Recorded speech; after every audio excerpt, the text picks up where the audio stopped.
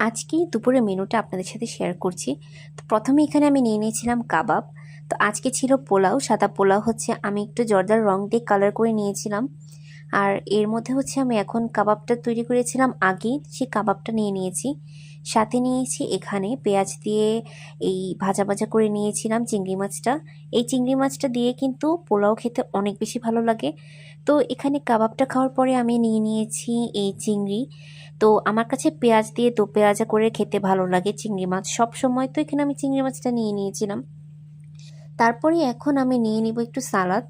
পোলাওয়ের সাথে সালাদ না খেলে কিন্তু একদমই ভালো লাগে না, তো এখানে আমি একটু সালাদ নিয়ে নিয়েছি। তো সালাদ দিয়ে আমি ভালো করে পোলাও দিয়ে ভালো করে মেখে নিচ্ছিলাম। তো এই তো এখানে আমি তারপর আমি নিয়ে নিয়েছি এখানে রোস্টটা আমি করেছিলাম একদমই কম মশলা দিয়ে। বাদাম বাটা দিয়েছিলাম, পেঁয়াজ বাটা দিয়েছিলাম, আর দিয়েছিলাম রোস্টের মশলা। তো আমি এখানে ফার্মে চিকেন দিয়ে রোস্টটা তৈরি করেছিলাম, খেতে ভীষণ মজা হয়েছিল। তো রোস্টটা আমার কাছে ভালো লেগেছে।